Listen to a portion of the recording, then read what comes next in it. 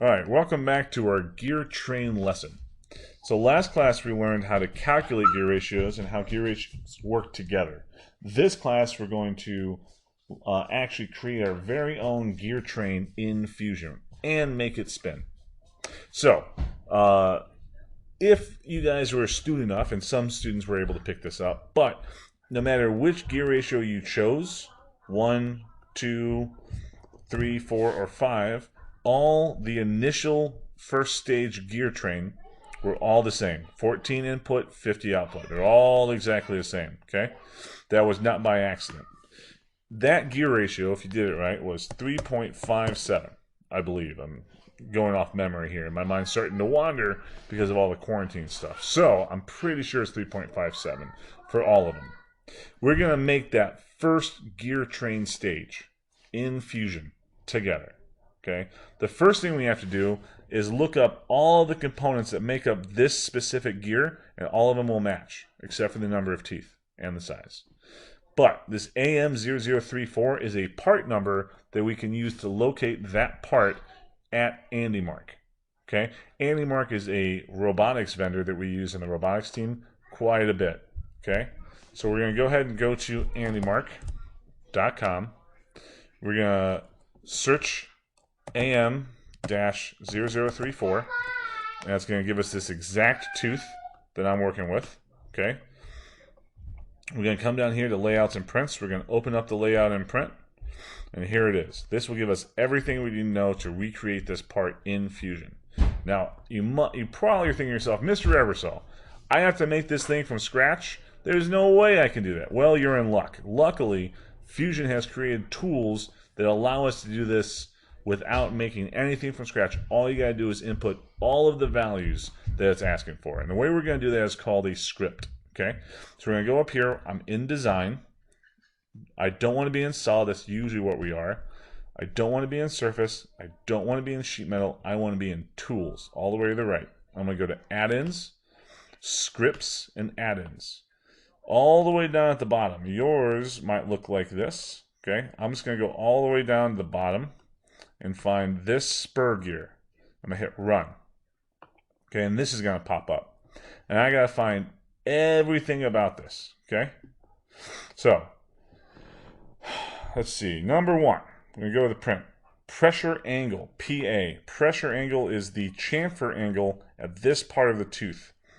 Okay, so that is 14.5. In Fusion, defaults to 20, but I want 14.5 degrees. Again, that's this chamfer angle. Okay, that's where the teeth collide between the things, between the gears. Diametral pitch, that is halfway between the tooth and the body of the gear. That's this circle right here. Okay, that is the pitch diameter. Sorry, I misspoke. The pitch diameter is this. The diametral pitch is the number of teeth for the diameter of the gear. It's a really fancy way of saying this. I'm going to go back to my print. My DP, my diametral pitch, is 20, and that's what I have to type in. 20. Okay? Number of teeth, well, that was pretty easy. That we got from here. It's 14. I can double check the print if you'd like. Let's see. 14 tooth right there. 14 tooth, 20 DP.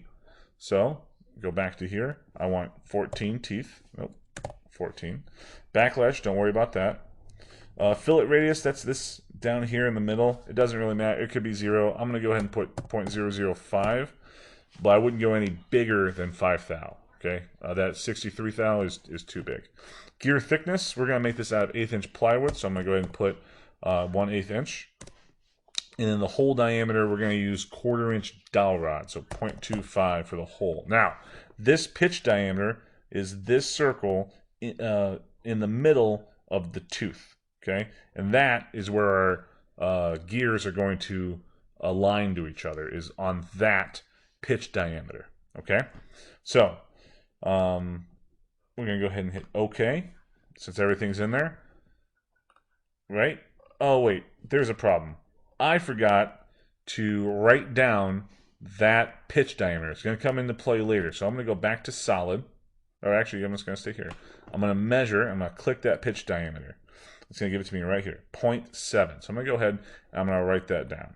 Okay, 14 teeth, 0.7 pitch diameter. That's going to come into play later. Okay, and that's it. Now, when I make the second one, which will be 50 tooth, I don't even have to look it up because I know it's exactly the same as everything else. Okay, in fact, Fusion is going to remember everything I just did, except the only thing I have to change, 14 pressure angle, the DP is going to be the same. It's going to be the exact same amount of teeth per inch. The number of teeth is going to be different. This time it's going to be 50. Backlash the same, fillet root the same, gear thickness the same, hole diameter the same. We're going to do everything else. But this 2.5, I should probably write down. It's going to come in handy in a second. So I'm going to say 50 tooth is 2.5 diameter for a pitch diameter. Okay. Hit OK.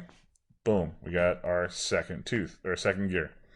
So now all I'm going to do is move this away. Okay. I'm just going to move it away from me just so I can see what axis is moving. So I'm seeing this x-axis move up and down, and now I'm going to go ahead and write my equation to mesh these together. So what I need to do is I'm going to go ahead and type the I'm going to take the quantity of both diameters and then divide by 2, because I'm going to take the average of the diameters, and well, the average is divided by 2. If I take the average of the diameters, I get exactly them meeting in the middle. So the first diameter was 0.7. The second diameter, 2.5. Divide by 2. Boom. And they meet right smack perfect. Okay? Those two circles are perfect. That's exactly what you want to see in a gear. Last problem is, Mr. Ebersol, those teeth are overlapping. You're right. So we need to write an equation to move this. So I'm going to go ahead and rotate this. Okay? But I'm going to rotate it with a equation, and that equation is the number of teeth, so 50 divided by 14, that's how many teeth we are, and then you get two possibilities. One is you're right on the money, which we got lucky for. This one's right on the money. Okay, but there's two possibilities. Sometimes if you did it in a different way, you'll have to divide by 2 to get it centered, but this time we got right on the money. Okay, so I'm just going to hit OK, and boom, that's all I'm going to do now. Okay, so now I got two gears perfectly in mesh with each other, and now I'm going to go ahead and create my base. So on the bottom part, okay, let's go ahead and, yeah, on the bottom part, or the back, whoops, I like it like this. All right, I'm going to create a solid. I'm going to create a new sketch on the bottom of this gear. Okay, and I'm just going to make a rectangle. I'm just going to make a rectangle that encompasses everything. Doesn't really matter for now. Okay, I'm going to hit extrude, E for extrude. Make sure I select everything, so I want a full base. Okay, and I want to make sure it's going down, and since we're using 1/8 inch plywood, I'm going to go ahead and type in 1/8 inch or 0.125, which is the decimal equivalent. I want to create a brand new component. Okay, a new component. Hit OK. All right. So now I have my base to my gear train. Maybe. Come on, Fusion. You can do it. There you go. I have my base. So now I have to constrain them so they spin in place and then spin together. So the way I'm going to do that is we're going to use our joints that we learned about last week. Okay, I'm going to use a as-built joint. Now this is really important. I have to select the things in order for how they move. So I'm going to select this component, which is this big gear. Maybe. I want that to spin around that. Oh, wait. I want this first one to join to there. That way it spins. I want it to revolute. Okay? And I have to select the any circle on that gear in the center will make it spin just fine. I have to do the second one here. So again, I want this gear, come on, this gear to spin on this base. I want to make sure it's revolute. I have to select the center axis here. Okay? Hit OK. Boom. And so far, I'm pretty good. Now, in order to have them spin together, I'm going to do a motion link. So I'm going to motion link this joint to this joint. Okay, and notice they don't spin in symmetrical, and they're going the opposite way, or they are going the right way, aren't they? Okay, so I'm going to say this first one, since it's 50 tooth, to the second one, which is 40 tooth, and boom, they are spinning the right way. If they're spinning the wrong way, you can just reverse it and make sure they're spinning in opposite directions. Okay, it looks like ours are spinning correctly. So I'm going to come over here, right-click this joint, drive joint, and they should spin in unison. Boom. Okay. That's it. That's all you got to do. The last thing you have to do is create a sketch on this big gear. Capture position. And create text, your name. Boom, and that's it. That way I know you made it. I'm just going to go ahead and take a screenshot. My snipping tool. Turn that in. Congratulations. If you have any questions, let me know. I can do a Zoom on this tomorrow if you like. If I get enough interest, I can actually have you guys watch my screen while I do it again. Hope everybody's doing well in the Contagion. Nope, just watch Contagion. On the quarantine, I know we're having a lot of fires and s'mores over here with the kiddo.